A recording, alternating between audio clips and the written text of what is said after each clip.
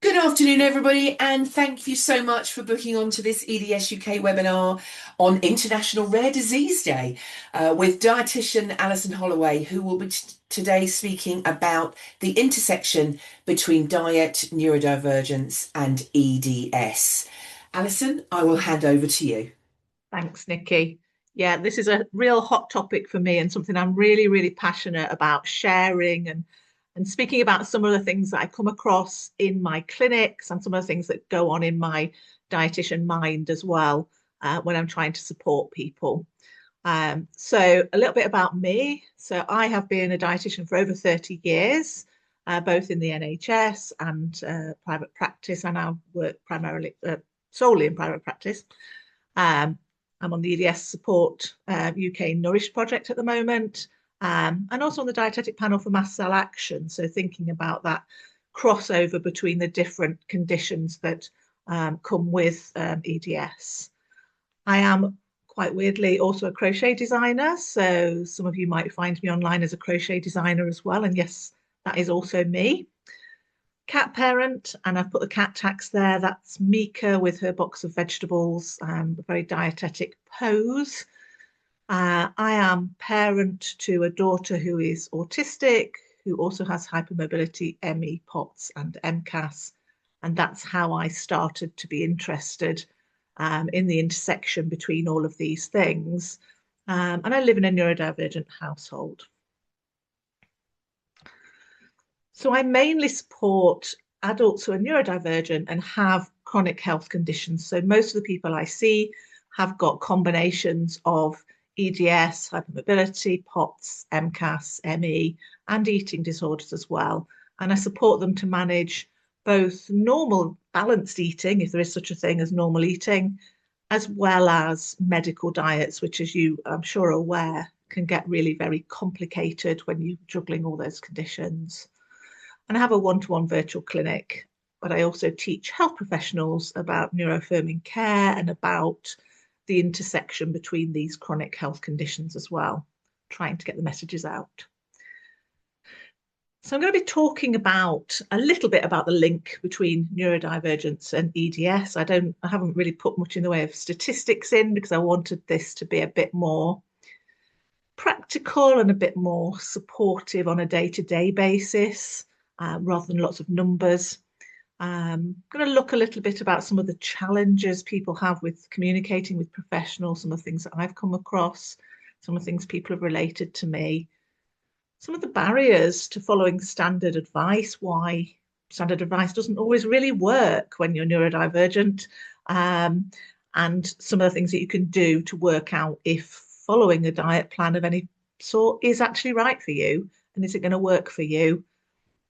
What to do if you're overwhelmed, because again, if you are juggling all of these things together, you can very easily get overwhelmed, and then it's almost, isn't it, like you kind of freeze, and then it's really difficult to carry on with what you're doing, or even to ask questions, or even to start.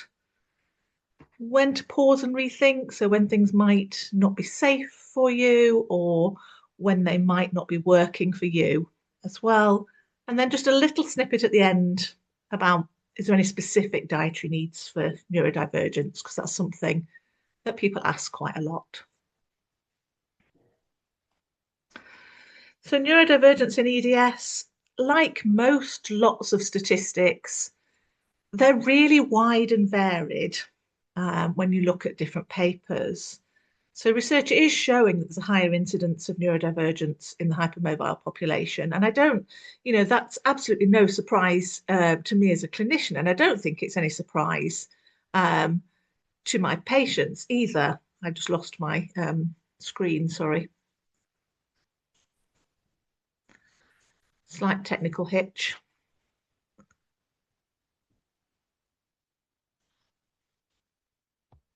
Will be fixed shortly.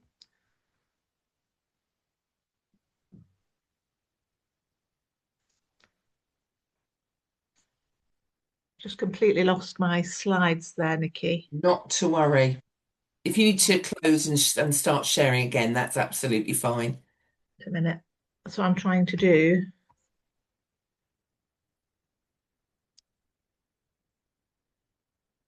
Come on, computer. Now it's refusing to share. Wait 1 second. Maybe it's because you're already sharing. Let me see if I can stop you sharing in the Yeah, that might nicest help. possible way. Stop participants sharing. There we go. Try and share again. Thank you.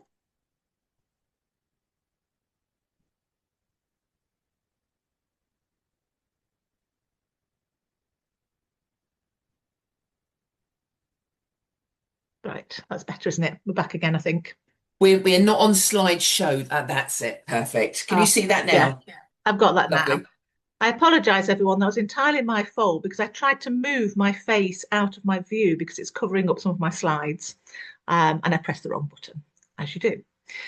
So going back to neurodivergence and EDS and the links. So, it's not lost on any of us, I think, working in this area or being in this area as a patient, that there is a higher incidence of neurodivergence in the hypermobile population. And there was one study that showed that the rate of neurodivergence with EDS was as much as 5 to 7 times that of the general population.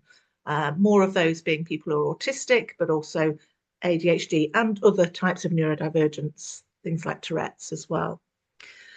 Other studies have shown when they've looked at people who are autistic, around half have some form of hypermobility. Now, that may not, of course, be EDS, and that might not be pathological. It might not be causing them any symptoms, but for some, certainly, it will represent undiagnosed EDS or hypermobility spectrum disorders, I would expect. But many are not diagnosed for either condition. So we know how hard it is to get a diagnosis of EDS or hypermobility. And it's equally difficult to get a diagnosis of neurodivergence, particularly if you are an adult as well. And also particularly if you have other other features, like for instance, if you are female, if you have a disability, if you're from an ethnic minority group, again, it's even harder to get diagnosed. So we see this a lot in clinical settings, and it is being recognised more and more, which is great. I am shouting from the rooftops with professionals as much as I can. And to be fair, for example, I was just saying to Nikki, I've now been invited to speak to a dietitians group, a specialist group that works with autistic people who are autistic, about the trifecta of EDS, POTS, and MCAS. So great to be able to get those messages out. But neurodivergence can affect how we communicate with professionals and also how we recognise symptoms in ourselves. And this differs from person to person. So I'm just going to look at communicating with professionals first. So if you have communication difficulties, obviously it makes it harder to get your needs across to professionals and to be understood. And this can be something quite obvious, something quite apparent, or it can be something that's a bit more subtle, that might even be interpreted as you being rude when absolutely you are not. So, for example, someone might be non-speaking. That might be really clear and really obvious. But some people are not able to speak in certain situations, and stressful situations and traumatic situations, such as medical care, can increase that. I can remember going with my daughter to appointments, and she would be situationally not able to speak in medical appointments because of medical trauma. And then I would get criticised for speaking on her behalf, but I knew that she couldn't speak, that sort of thing. The need to ask detailed questions is not always accommodated. So particularly for people who are autistic, who have ADHD, often there's a need to drill down further into the detail of information to really understand why something's being done, what it's coming from, what it's going to do, how to do it, that kind of deep research. And not all professionals like that. They might feel like they're being questioned. And obviously, I know that's not the case. Interrupting and jumping in, that's fairly common with ADHD. You really want to answer quick, so you jump in. Losing track and going off topic. In my appointments, we that happens all the time, and we kind of just meander. People meander through the information, and I collate the information, and also needing more processing time to kind of think things through and to just process what has been said. All health professionals are expected to provide reasonable adaptations. That's the law. So we should be making adaptations to make healthcare accessible, and that includes for people who are neurodivergent. So sometimes recognizing symptoms and communicating symptoms can also be difficult. So for example, some people have what's called interoceptive differences, and I'll talk about this a little bit more in a minute, where you don't recognize what's happening in your body in the same way. So it means that symptoms can sometimes either be difficult to notice at all, or you might not notice them until they're much more severe. So it's hard to plan and head that off. Sensory differences also might make symptoms more or less intense or feel different from what the norm is. I hate normal, it's a horrible word and I can't think of a different one. Maybe I should say different from what the textbook says your symptoms should be or should be described as. Time blindness, where you struggle to not to understand time, but to realise the passage of time sometimes. So it can make it difficult to give a timeline of when symptoms have happened, for example, or when you've had appointments. And then there's this diagnostic overshadowing, which I think a lot of people with EDS will have come across in lots of ways, where things like POTS or dysautonomias are diagnosed as anxiety because you're neurodivergent. So obviously you're obviously going to have anxiety, and it can't be anything physical. And of course, it may well be autonomic dysfunction, particularly if you have got EDS. And for you yourself as well, so not just in communicating with professionals, it can make it harder to anticipate and prevent crashes. If you're not sensing symptoms in the same way, you might find yourself in a crash before you've even kind of realised that it's coming. It's harder to track reactions to triggers as well. I missed an S there, because again, the timing of it is difficult. And it's hard to communicate when they start, how they progress, when you're speaking to professionals, if you're not sure of the timing of things or you're not sure of which symptom was for which thing. And if professionals don't recognise those differences, they might think you're over-exaggerating symptoms, because if you're feeling them, sensing them more intensely, that might seem like you're over-exaggerating symptoms, which of course you're not. You might be experiencing or describing the wrong symptoms for the condition. So I get that quite a lot with dizziness. I often have to dig down a little bit with dizziness for people, because dizziness is quite hard to describe. So, I mean, I have people just say, I feel wrong, my body doesn't feel right. And then we'll pick down and go, well, is your vision right? What does your head feel like? Do you feel like you've kind of separated from your body and your brain? So all sorts of things like that, looking at it differently. And then the wrong timeline or order of symptoms for the development of a condition might make a professional not consider a specific condition because it doesn't seem to be going how that condition is expected to go. And inconsistent storytelling, because you might be, or some people will be kind of going from one thing to another thing to another thing, that can be seen as inconsistent, where actually it's just your brain dumping out, bits of information as it comes to you. And it's on the professional really to collect that together to make the story. Let's talk a little bit then as well about this thing called rejection sensitivity. So we've talked a little bit about communication and about symptoms, but rejection sensitivity is really, really difficult, because if you've experienced it, it's like an intense, almost like a physical pain when you are expecting criticism, or you receive criticism, or you anticipate something happening, anticipate that someone doesn't like you. And that could affect relationships with health professionals as well as kind of other relationships too. Um, because health professionals often do come across a little bit distant or a bit authoritative, it can increase that kind of rejection sensitivity as well and affect that relationship.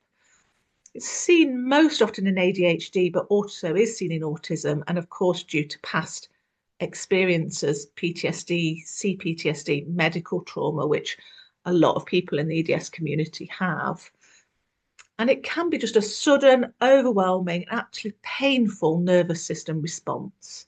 And of course, we don't want those big nervous system responses because they make our symptoms worse as well. So this can be quite difficult to manage and quite distressing as well. Showing up in healthcare settings happens a lot because of that relationship, as I've said. And it can show up by kind of assuming that the professional thinks you're exaggerating.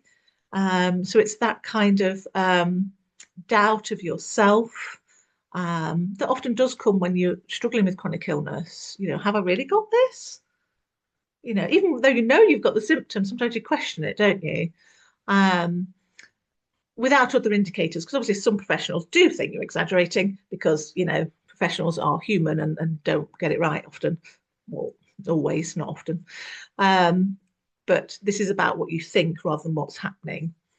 Feeling really crushed by neutral feedback. So feedback is really important to give the right sort of feedback. Shutting down if a plan is questioned. And this can then lead to just avoiding follow-up appointments because interactions have been difficult. You've had this really distressing response. It's really hard then to get care because of the fear of this happening again. It can also lead you to agree to plans you don't actually feel comfortable with just to avoid conflict. I've done that. I am guilty. I've done that. Certainly in my own appointments. And I can see it when patients do it in my appointments. I think you're either something you're not happy about there. What are we going to do to make it something that you are happy with that's comfortable for you? And replaying conversations for days, months, or even years afterwards.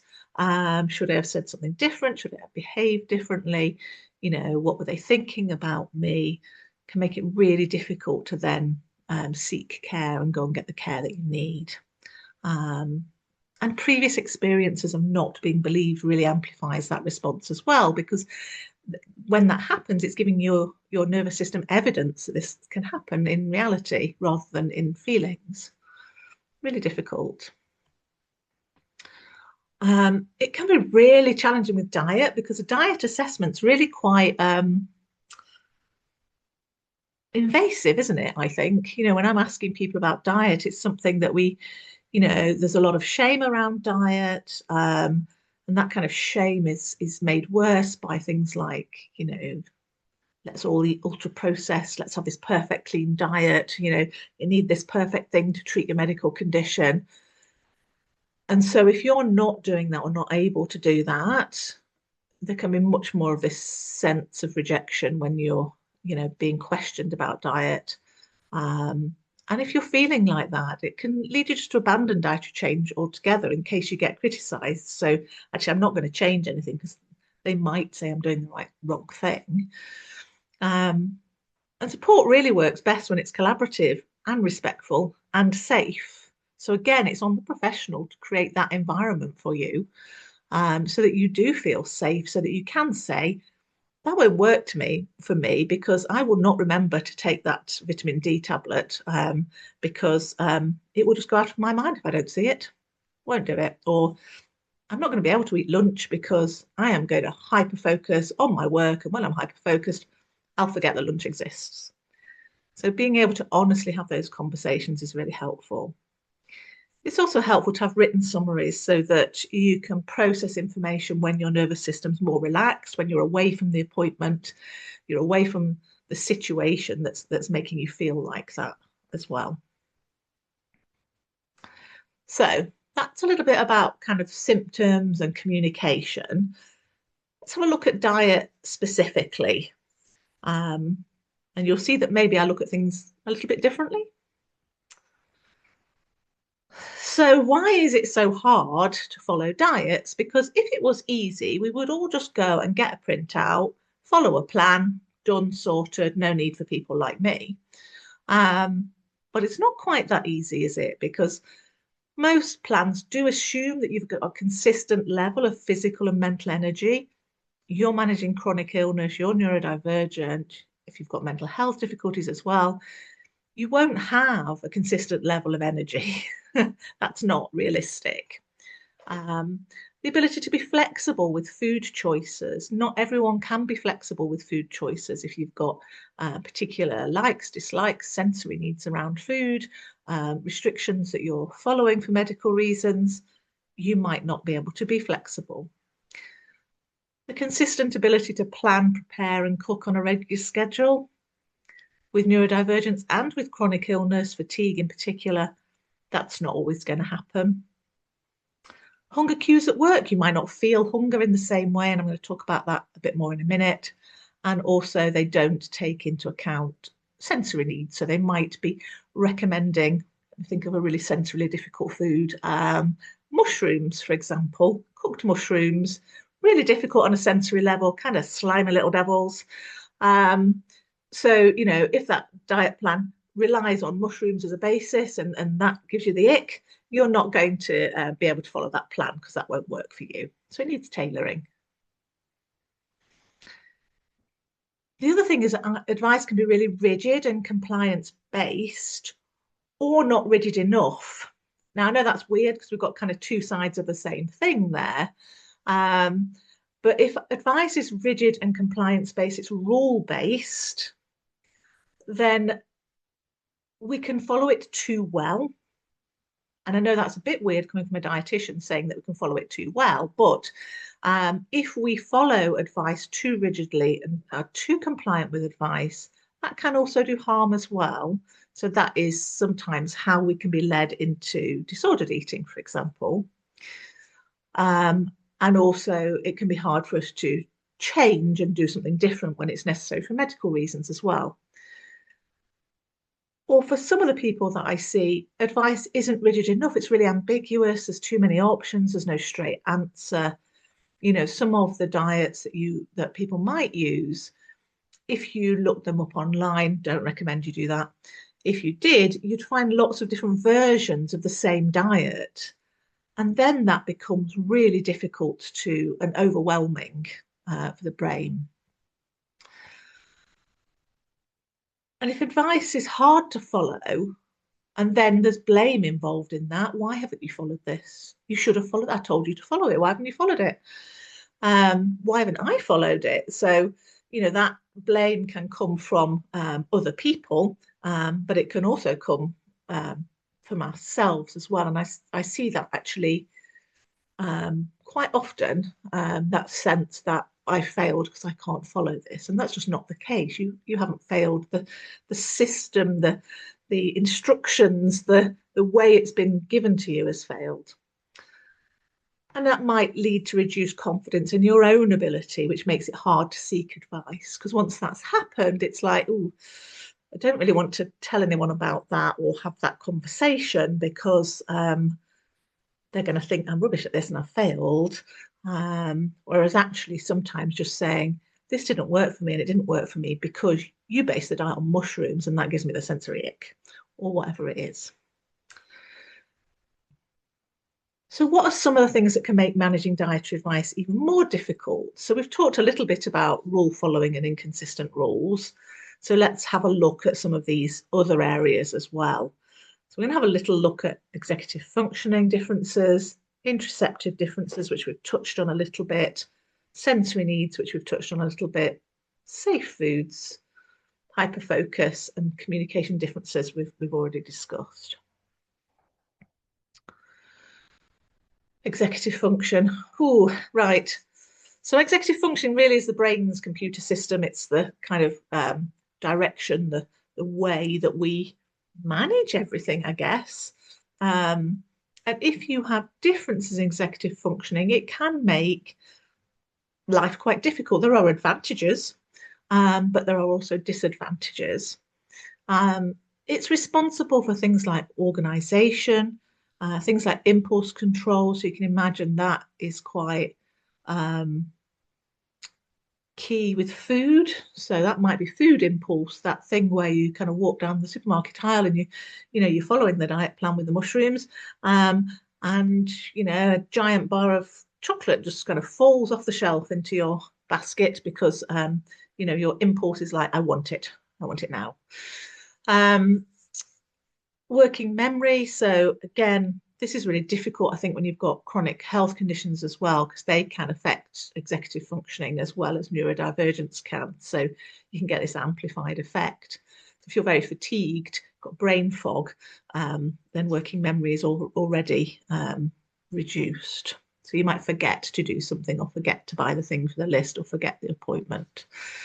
It can be difficult to self-monitor and monitor your own internal and external interactions as well. It can affect emotional control. It can affect flexible thinking, making you less flexible, more rigid in thinking. It can affect time management. So, people whose executive functioning is, when they're really struggling with it, it might be quite difficult for them to come into an appointment on time, for example, which again can cause difficulties. And the one I love is task initiation, because I'm terrible at this one. I don't know about anyone else.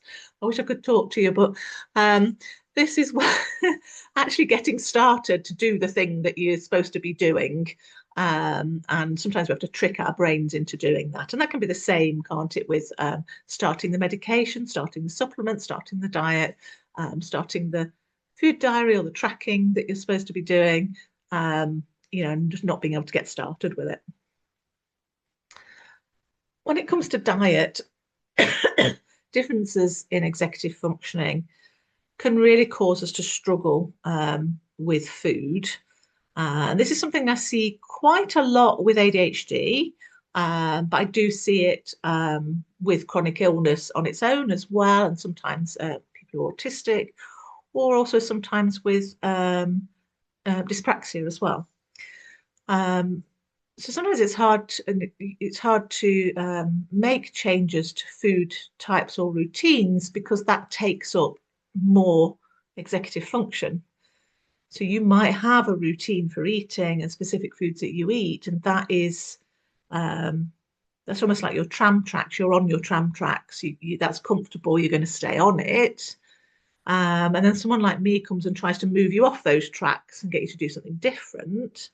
That takes a lot more physical and mental energy, and executive functioning can be really hard.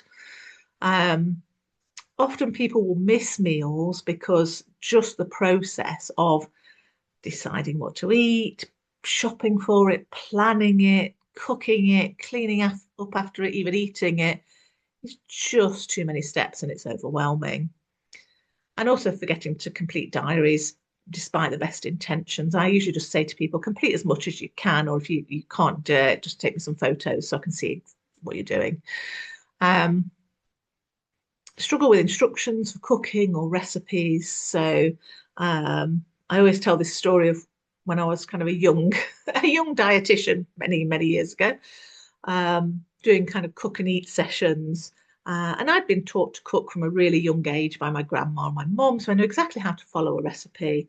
And I went into this group, and the first thing that happened was the ladies there followed the recipe by doing 1, 3, 5, 2, 4. They didn't, for me, I would go 1, 2, 3, 4, 5, but they couldn't do that order. And that taught me some things as well. It also taught me that cakes often work even if you do it in the wrong order. So it doesn't matter always. Struggling to initiate food preparation or eating. So real decision paralysis, that kind of, I know I need to eat now. I'll make it in a minute, and then don't do it. And then it's like, I know I need to eat, but I don't know what I need to eat. I don't, I can't decide what to eat. I can't just start. Sometimes it can help when that happens, just have a little snack while you decide. Because sometimes if you're hungry as well, that also makes your executive functioning worse. So actually having a little snack which I know dietitian is saying have a snack before you eat your meal, but it can help your brain if that's something you struggle with. And then there's hyper focus on tasks and forgetting to eat or drink as well. So you get really tied up and really involved in what you're doing, and food and drink just goes out of your mind. And before you know it, you're wondering why you're feeling dizzy because you haven't drank since breakfast time, and you haven't eaten. And that might also lead to binges as well. I usually say if it's not visible, it doesn't exist. So it often helps to have things visible, snacks and drinks, drink in every room, different type of drink in every room, to help with that. And then sometimes people snack to boost dopamine or to aid concentration as well. So you can find yourself snacking, getting a really great sensory feedback from it, getting a little buzz from it. And that sometimes takes you off the plan of your diet that you want it to be. And just starting tasks can be difficult as well. So we've talked about sort of initiating food preparation, but other tasks like cleaning up, for instance, or taking medications or supplements can also be difficult. I often say with those to attach it to something else. So in my house, I've got the vitamin D on my cereal box. The aim being that when I get my breakfast cereal in the morning, that I'll remember to take my vitamin D as well. I have someone else who has a drink every time their cat asks them for food, which I think is quite a good one because cats do ask quite often. So little things like that can help. So I mentioned interoception before, but this is something that really does affect not only eating, but also symptoms as well. So interoception is like a sixth sense, it's internal cues. It's that all those automatic feelings like thirst, hunger, temperature, for example. And you can have more of it, or you can have less of it, or you can have a variety. So it can be situational. So you can feel more in your normal life, but you can feel less maybe when you're overwhelmed or the sensory environment is not great for you, or vice versa. And if you can't feel hunger, you might go for a long time without food. And if you can't feel thirst, you might go for a long time without fluid. And you combine that with executive dysfunction and hyperfocus, you can end up missing meals. And then you might also binge, particularly in the evening when you stop hyperfocusing, or when, someone else, when you sit down to finally eat because you're hungry because you haven't eaten all day. And binges can also affect gut symptoms, which of course are really common in EDS and in neurodivergence as well. So really important to try and address regular eating. And equally, you might not be aware of the need to go to the toilet, so that can lead to constipation and urine infections as well. So again, sometimes actually trying to check in with your body on a regular basis and just ask that question: am I hungry? Am I thirsty? Do I need to go to the toilet? So that you're kind of checking in all the time and trying to do that on a schedule, if you like, if you don't feel it. And you might have increased or reduced awareness of symptoms, particularly things like low blood sugar, hypoglycemia, dysautonomia symptoms, or pain. So interoception is involved in how you feel those as well. So, you might feel symptoms at a much lower threshold than would be expected, or you might feel them much more intensely as well. And either of those is valid. It's just how your body is working. And you might not recognize fullness either. So if you don't recognize hunger, you might also not recognize fullness, and that might lead to overeating as well, or eating more than you anticipated or wanted to. It's just kind of being aware of that and checking in on it.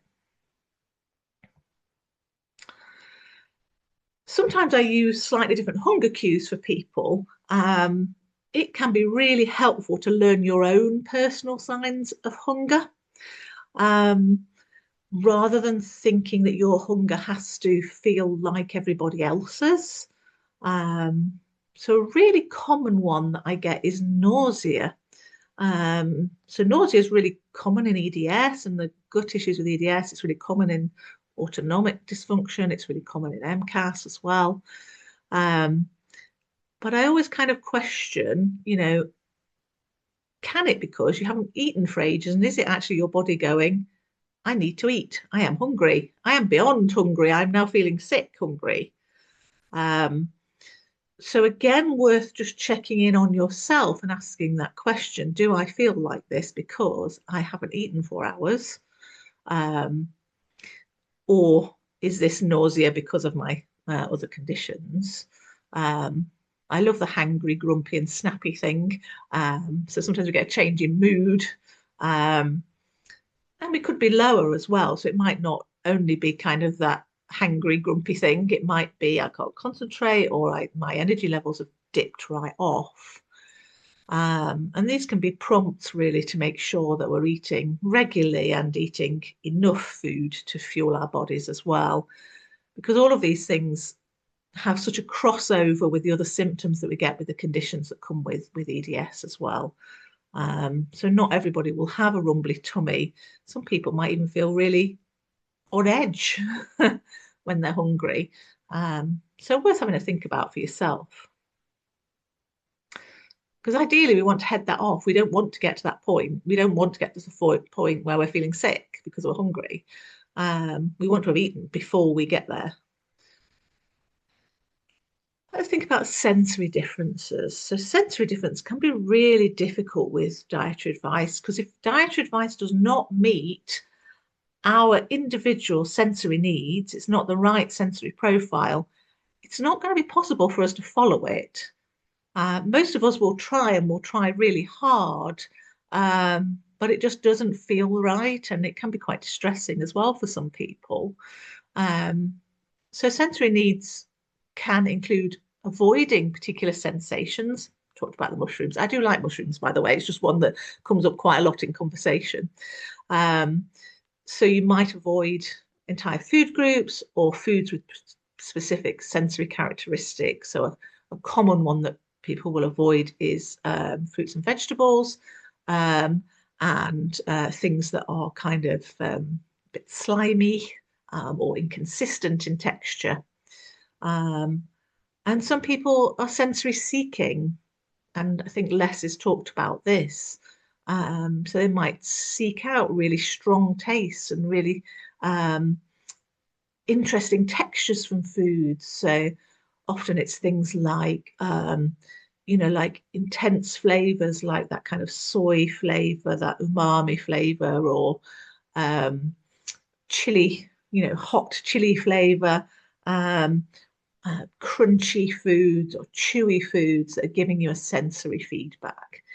If we get that right when we're planning diets, it makes it so much easier for people to follow the information and for you to follow the information, because it works for you on an individual level. And sensory needs are not static. They can change, and this really confuses people. So, you can become more sensory avoiding if you are overwhelmed, if the environment is awful, if your hormones are kicking in and doing weird stuff, if your other health conditions, symptoms are particularly bad as well. So it can change over time. The example I often give is, hospitals. Being an inpatient in hospital is the worst possible sensory environment for anybody. That makes this really difficult, because you might really not feel safe with a lot of foods in that type of environment. I mentioned safe foods, so I'll come back to that. Safe foods are the foods that you go back to each time you are struggling with sensory overwhelm or sensory needs. They're often quite simple foods. They're often carbohydrates, actually. Not always. They're things that you feel safe with, so you know that the sensation of them is always going to work for you, because the taste of them, the texture of them doesn't change. It's not variable. So usually when I'm planning for someone who struggles with sensory differences, will plan a minimum kind of safe place to go with food that includes all their sensory safe foods. It can be really helpful for when you're having a flare as well, to just say, actually, I need to narrow down to the foods that are safe for me and are predictable and simple and have always felt right, providing we're not getting malnourished. And I do look at that as well, obviously. So I think actually we've gone through all of these now. I'm just looking at the rule following and inconsistent rules. We did talk about that as well. So, it's not surprising that we struggle, is it? But let's have a think about what we can do about some of this practically, because it's there, it's happening, what we're going to do about it. So if you are presented with a diet, or you are looking at a diet to help your health, there's a few questions that can be helpful to start that process off. The first one is, who is advising it? Where is it coming from? Is that credible? Do they have that experience? So, whether it's on a forum or whether it's on the internet or whether it's a medical professional or a family member, who are they? What do they know about this? Is it reasonable that they're talking about this? What problem is it trying to solve? What am I doing the diet for? Because sometimes, particularly when we're struggling with like lots of symptoms, we can, we obviously want a solution. Of course, we do want a solution. So it can lead us to kind of try things without really thinking about what am I trying to achieve here? What am I trying to get out of this? What's it going to do for me? Does it make sense for your symptoms? Are you following a diet for someone else's symptoms? Is it the right one for your symptoms, your ones that are specific to you? Do I have the capacity for it? Because it doesn't matter how many diets are there, how hopeful that we're going to, fix things or make things improve. If you don't have the capacity at that particular time, then it isn't right for you. Now, obviously, sometimes dietary advice is clinically necessary, and there can be safety issues there, but that's really on the professional and you collaboratively to actually make it work for the capacity that you have at any one time. And what's the cost? So financial cost, yes, because some special diets are extremely expensive, but also, is there a cost to your physical health? Is there a cost to your emotional health and stress? Because that's really important too. Or is there a social cost? Is it going to stop you, if you like to socialize or be with family or whatever, is it going to stop you doing that? And is that going to narrow your life and make you unhappy? And really important, might it make my eating unsafe? So I see quite a lot of people who come with, they've had an eating disorder in the past. So they haven't got an eating disorder now, it's a past history. And then they'll see a professional or see something online about following a restrictive diet. And so there's something about making that safe, isn't it? It wouldn't necessarily be safe for someone just to follow straight into that diet. Or it might be that it's very restrictive, and so it's limiting some of the nutrients that you need to stay well, either now or in the future. So that might be unsafe as well. So things to think about. But and this is a really difficult one. I haven't entirely got the solution here, but I felt I couldn't go without mentioning it. A health professional has told me to follow it. It is really tricky because you go and see somebody, and particularly if you're paying privately as well, which I know a lot of you would be, you really want to follow the advice, and you really want to feel better from following the advice, but you can't do it. You know that as it's presented, you are not going to be able to do it unless you have the right adaptations and support.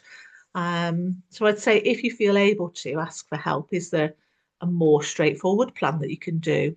A lot of diets do have more simplified versions that can be less overwhelming. Is there a simple change that you could start with? Something, could you just do one thing to start with rather than following a really complex plan? And is there an alternative? Is there something else that we could do instead? Do we have to do this? Or can we do something else that works better? as well. Before starting diets, especially elimination diets, so things like low FODMAP, low histamine, for example, just have a pause. They are really difficult to follow. They are really intense and overwhelming. Think about, is it essential right now, or is it optional? Is it something I'm trying out, or is it something I desperately need to do? What am I trying to improve? Does it make sense? Are my gut symptoms likely to be related to this, or is my flushing likely to be related to histamine? What am I trying to improve? Because if you're doing the diet, you want to be able to track those symptoms. And really, really importantly, what's the end point? Elimination diets are not meant to be followed indefinitely. They are meant to be a trial off food and then a reintroduction. And I regularly see people who have been on these diets for years. That's not how it's supposed to be. They're supposed to test something out, and then you find the individual foods that you have a problem with if you have any difficulties with food, because symptoms can be from lots of other things. So looking at when I'm going to stop this, when I'm going to reintroduce foods is important. And that actually can be really difficult if you're a rule follower as well, and if you have difficulties with changing direction. Because if you get on a really strict plan and someone's giving you a really nice, strong set of rules, you can get really stuck following it, and it's really difficult to change to the reintroduction. That changing point is really difficult. So sometimes we have to try and avoid that by not doing it in that way in the first place. And remember, are your foundations in place? Because there is no point doing this special diet and that special diet if you are not eating regularly, not getting enough food, not drinking enough, because you're going to get symptoms from that. So get the foundations in place and then start to think about other things with support. And just remember that not every piece of dietary advice needs to be implemented at once. There is so much stuff out there. If you implement it all at once, you're just going to your head's going to explode. It's just going to be so overwhelming and distressing. Already talked about this, haven't I? Most diets do have a simplified version that can reduce overwhelm. And there are often other steps, other things that can be done before we look at these type of diets. So actually, it's better not to jump straight into restriction, but actually to look at expansion and variety first, and then look, is there specific things that might be causing my symptoms. I put this on because I really like this, and I think it'll be interesting to some of you if you haven't seen it before. So, especially for those of you that have ADHD or know people with ADHD, there's this kind of framework that Dr. Dodson put together, and I like it when I'm thinking about working with people. So you might like it when you're thinking about yourself. It's thinking about what really motivates you as an individual and making the advice work within that. So it talks about this is an acronym, INCUP. So interest, does it connect with something I care about? Because you don't really care about it, it's going to be difficult to do, isn't it? Is there something novel about it, new, stimulating, interesting, exciting, impulsive? That can really build dopamine. Is there a challenge? Does it feel engaging, not just repetitive, dull, boring? Is there some urgency? Have I got to do it now? Because sometimes actually having to do it now can be really helpful. And passion or play, depending on which one you want to go for. Is it aligned with my goals? Can I make it fun? Can I make it a game? And I kind of then put this into something that some of you will recognise in looking fluid intake for POTS, because I thought, let's give an example to make it a bit more interesting. So this is somebody who wants to increase their fluid intake because they have POTS and they're struggling. So we're thinking about what might motivate them more to do it.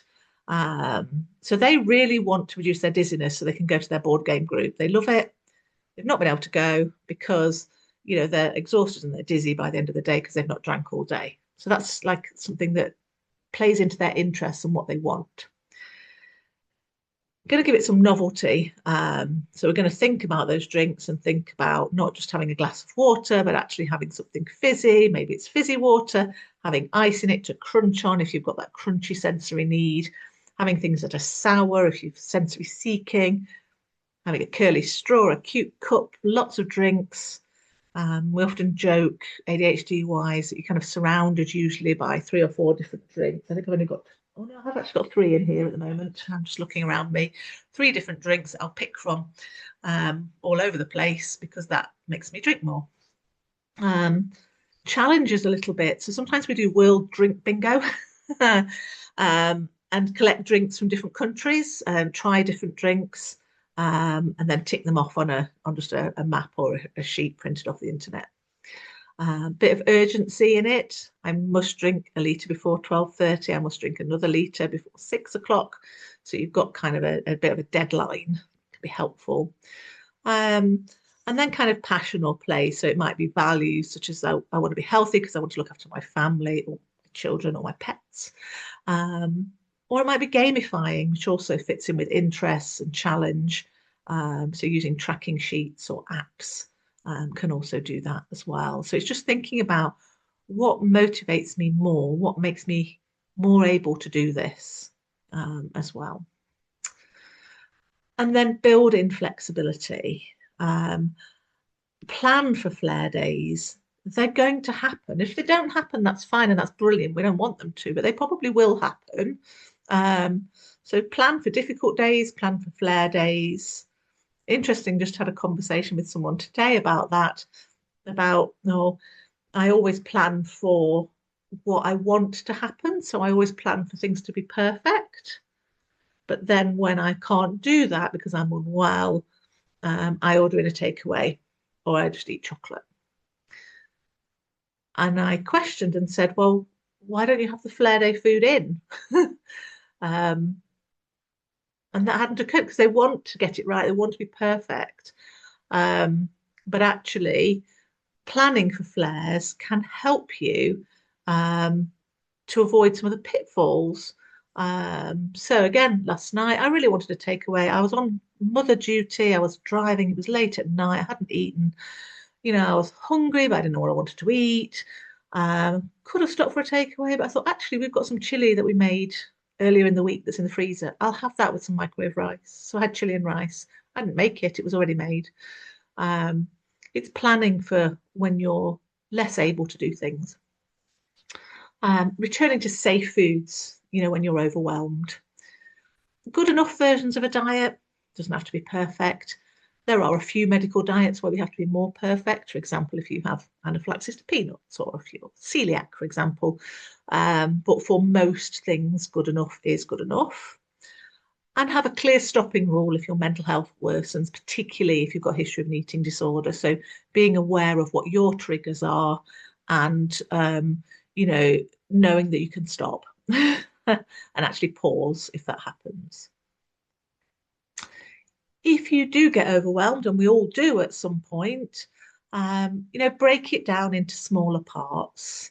So you could break it down and just have one meal a day that you work on first. So quite often I'll do that with people and say, let's just work on lunch because that's the meal you tend to miss. Let's try and get something in there. Could be about swapping out one food, one new addition rather than moving foods. It could be an experiment. This also is quite nice for motivation because it's got an end point. It's got a time limit to it. I see a lot of people who are quite sciencey minded as well, so that works quite well there. So you kind of, instead of saying, I'm going to do this forever, you say, I'm going to try this out for 1 week or 2 weeks, see how it makes me feel. If I feel better, if you feel better on it, you're probably more likely to carry it on. But if it's an elimination diet, obviously you'll be doing the reintroduction. So small defined experiments really can just feel safer than trying to convince your mind that it's got to be forever as well. When to pause and to rethink. We all need to do this sometimes, and no matter what's happening, it is really important to know that you can. If eating becomes really stressful or frightening, then you're likely to need more support. And actually, it's better to just pause what you're doing with food. Try and maintain that regular intake as best as you can and get some help. If food choices get very narrowed over time, where you're stacking restrictions, and this can happen more with neurodivergence because if you've got sensory needs around food, some people with sensory needs will have more restricted intake. If you then add more restrictions on top, you can get a very narrowed intake very quickly. If you find you're skipping food more often, maybe because you're afraid of what's going to happen to your body when you have the food, maybe you get stomach pain or nausea, symptoms getting worse and not improving, then it isn't the outcome that you're looking for. If you're overwhelmed and food is just taking up all of your mental space, we don't really want that to happen. And if you've had a past eating disorder and those thoughts are increasing as well, that's another reason to pause and to ask for help as well.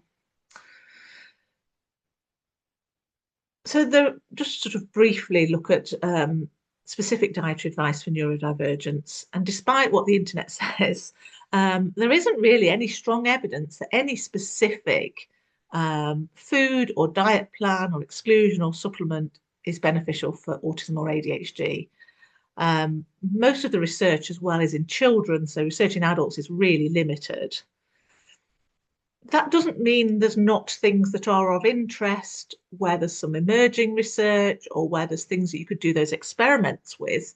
But it's important if you're doing that, particularly with things like supplements, that you are looking for what am I trying to achieve with this and is it working, rather than just carrying something on that isn't doing anything and it's costing you money.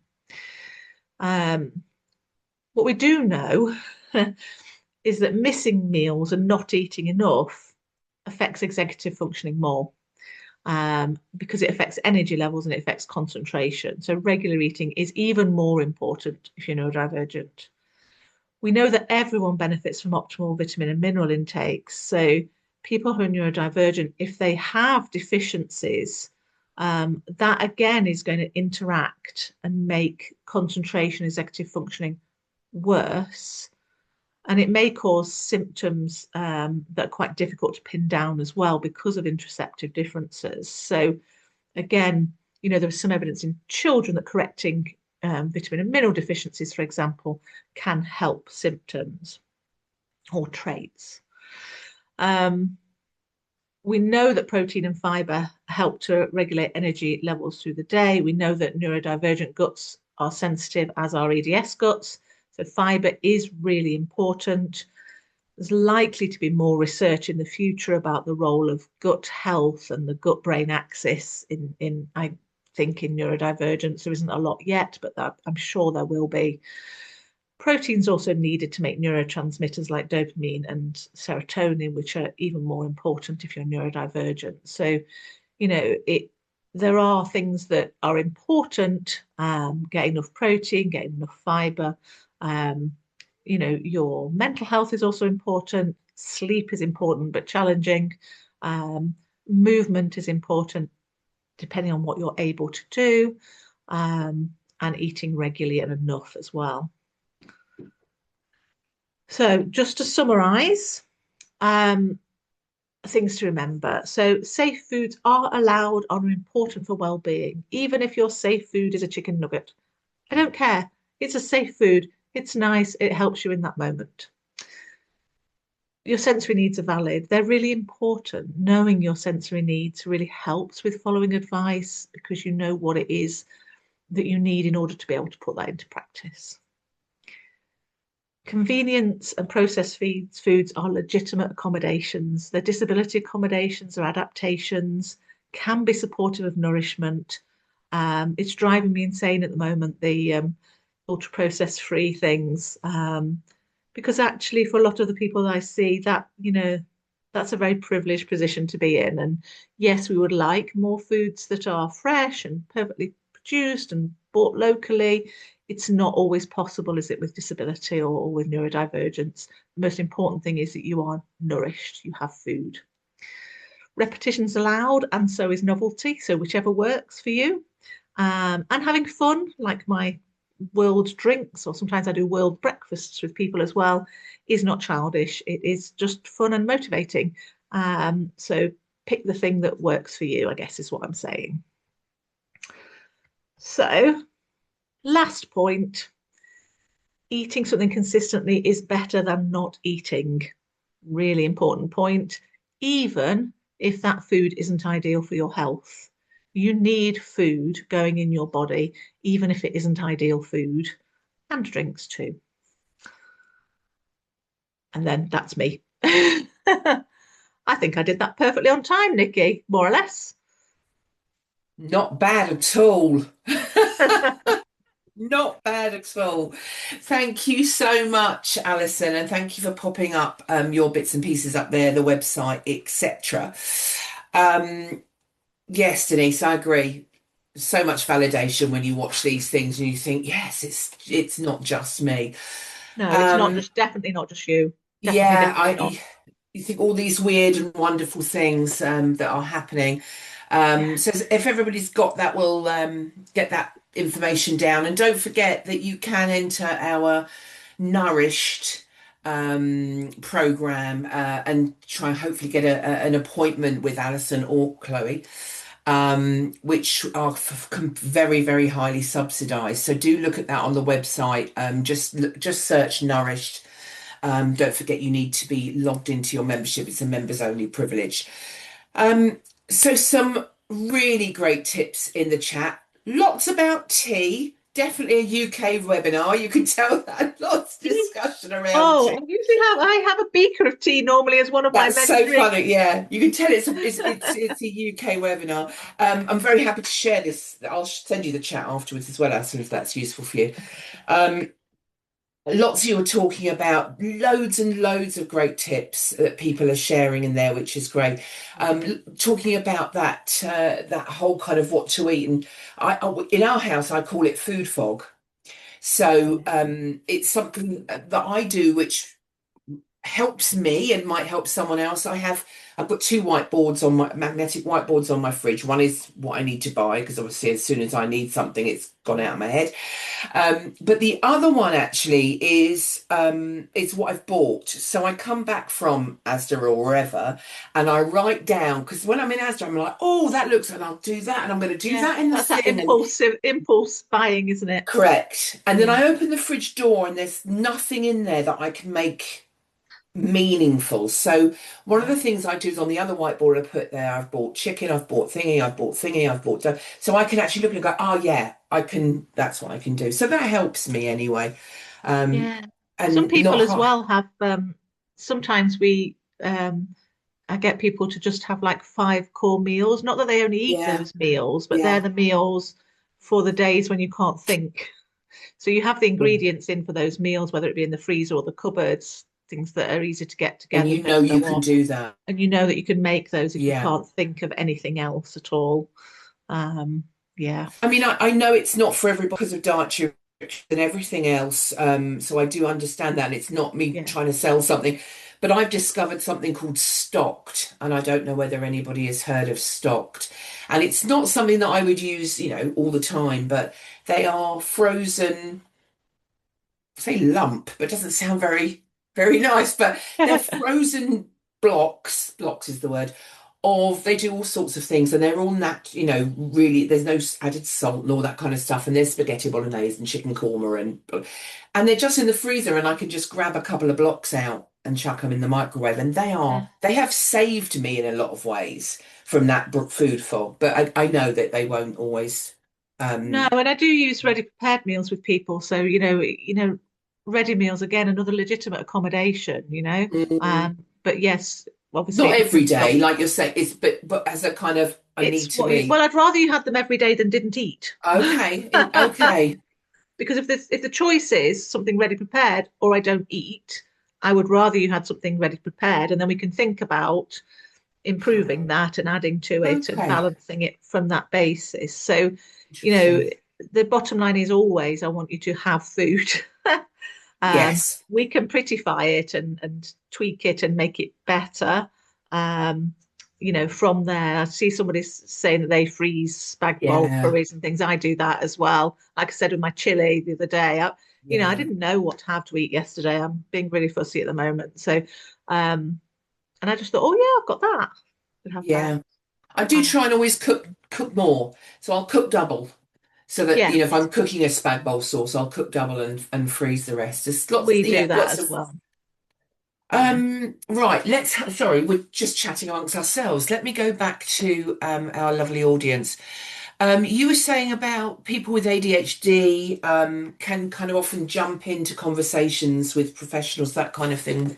But they're also saying that actually it goes the other way. Sometimes they can jump in and then you've completely lost and been yeah, misdirected and your flow is gone and takes you off focus. So tips for absolutely. that is Yeah, absolutely. I mean, I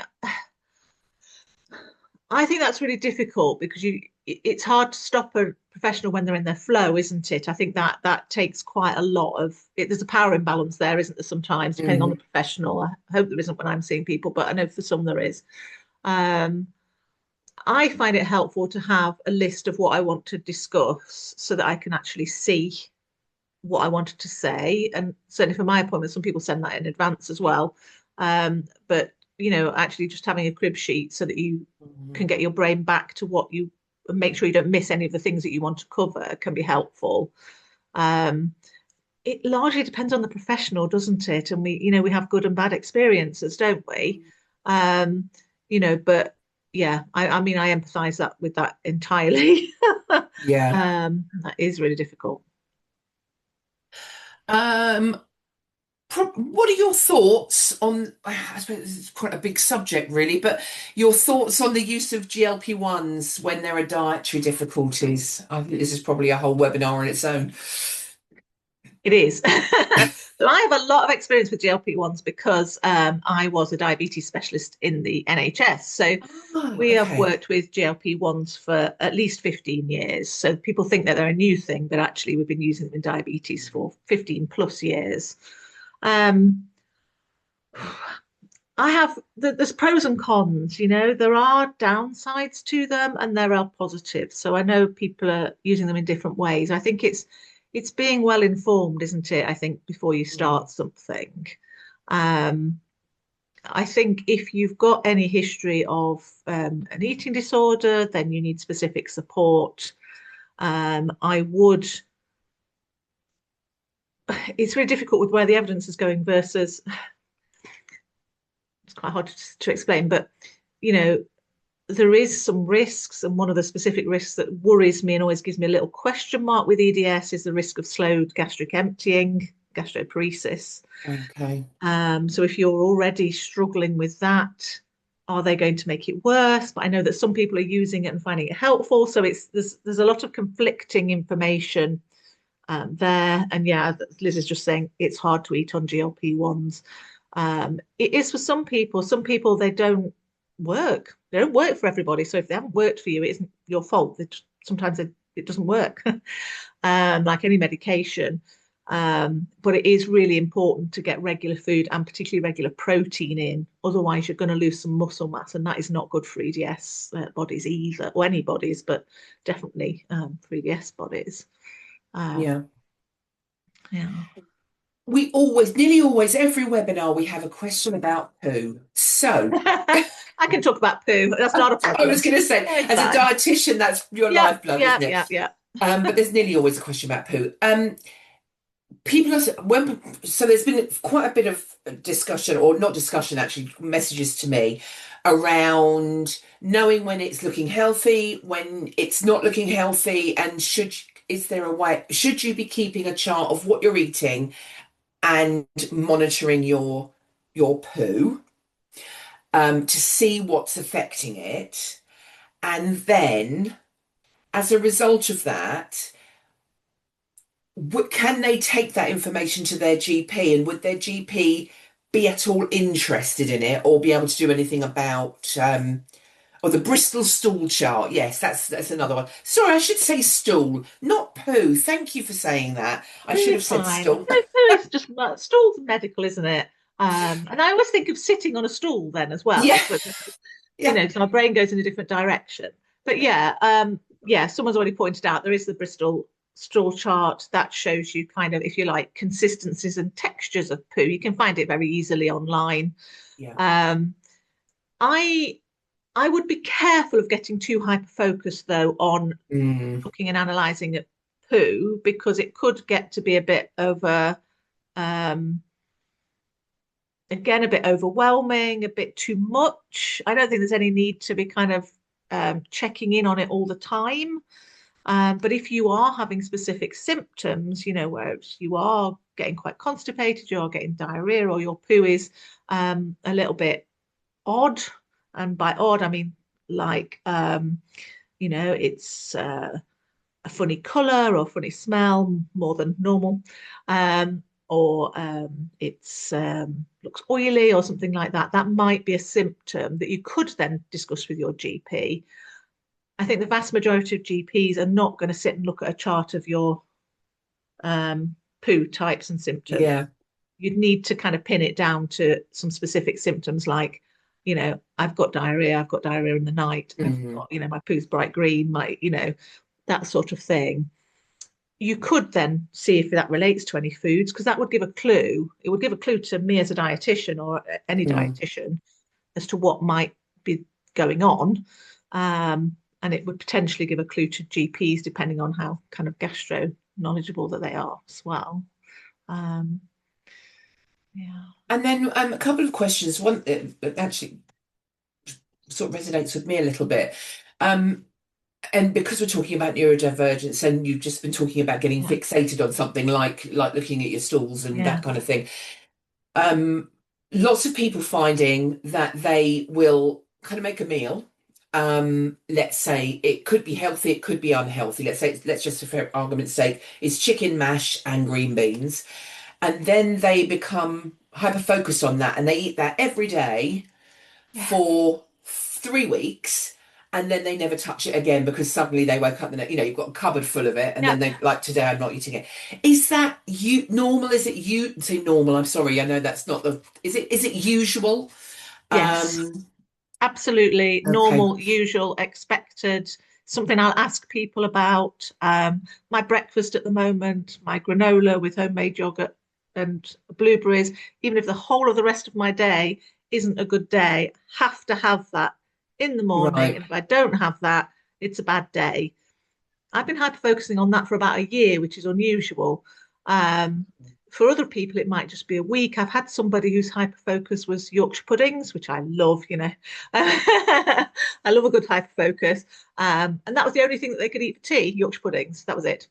That wasn't ideal for their medical situation, but it's not something, unless it's acutely dangerous, like it's something that you're anaphylactic to or something like that, then I wouldn't focus on that to change. I'd focus on the rest of the day. um, Right. and I might, if it was possible, depending on how the person feels and their sensory needs, is there something that you could add? If it wasn't a very balanced meal, or, is there something you could add? Not necessarily with the meal, because that kind of can spoil the sensory feedback that you're getting from that meal, but maybe as a side or a starter or as a snack. Mm. Say that meal that you're hyper focusing on hasn't got any vegetables on, for example. We might think about, okay, could we have some mini cucumbers to crunch on in the afternoon, and then you've had a veg at least. Or could we have, Mm. some soup beforehand, starter, vegetable soup as a starter. Yeah. So I tend not to touch the hyperfocus meal, because you hyperfocus on it because it's giving you really good sensory feedback. And it gives you that. It's really hard to explain, but it's like a warm, fuzzy feeling inside. Mm. Um, and we want to keep that. That's nice. Yeah. And often that can be, I think, from my perspective, it can be mixed up with the sensory, like, does it crunch? Is there some soft? But is there Yeah, how am I eating it? It's yeah, more sometimes about how I'm eating it rather than what I'm eating. I don't know whether that yeah, resonates with people as yeah. well. There's like sometimes a bit of ceremony around it. Yeah, as well. The definitely. specific way that you construct it and put it together, the order that you do it in, the order that you eat it in, the plate you have it on, the cutlery you use, the environment in your home that you eat it at. It's all part of that kind of Mm, your sensory experience with that food, and it's all really yeah, important. yeah. I've It's got it. a Yeah, favorite food bowl and a small fork. I have a little snack bowl that's I've got a cat one and I've got a duck one. I really like for snacks because I like that kind of cutesy stuff. yeah. And it makes it like you said, it makes it. I mean, food hopefully can be enjoyable. You know, it's something nice Yeah, to enjoy, isn't it? yeah, So we want that nice feedback. yeah. And then I'm going to do the last question. There's loads more, but then I'm going to do the last question. People are asking what your thoughts are about probiotics and live and active things with live and active bacteria. Thoughts in general or I specific? think are they good? I think yeah, mostly Sure. about sort of supplementing your usual food, eating. So perhaps you haven't got the healthiest diet. Would you can having a probiotic or a I'll write it down here, Yeah, the live and active bacteria, is that yeah. helpful, I suppose, for gut? So I would say it's not helpful if you've not got the basics in place. So it's Okay. like, dotting the I's and crossing the T's, really. If you haven't got a regular food intake with as much variety as you can have within your kind of limitations, whether they're sensory or clinical, clinical diets, um, and enough fluid and enough sleep and all of those things, then adding in some live bacteria is not, that's not going to undo all of that. Um, using, if you're looking at gut health in general, variety is the most important thing, and plant variety in particular, and actually adding in foods with live bacteria, providing you're not also on a diet that excludes those, Mm, um, can be really helpful for gut health. With probiotics, there's not really much point throwing a random probiotic in. You need to have the right probiotic for the right symptom. And there are okay. charts online to say which organisms are better for which symptoms, like constipation or diarrhea or whatever else it is that you're doing. But if you haven't got those symptoms, there's not really much point putting a probiotic in. You're better off focusing on the diet itself. Lovely. Thank you. Well, thank you so much for your time this afternoon, Alison. Yeah, as Amy's just put, has got us thinking and talking about ideas, but there's been some really fabulously supportive chat as well around how people are Yeah. remembering to drink and what they're drinking and hydrating and that kind of stuff. Some lovely ideas being shared. So thank you as well, everybody else, for your input in the chat, Yeah, I think which is that's really important because lived yeah, experience of actually managing things, but also feeling safe to be able to have those conversations yeah, is yeah, really it's really important. great. Thank Yeah. you. So, yes, thank you for your time this afternoon, Alison. We All really right. appreciate having you. Thank you.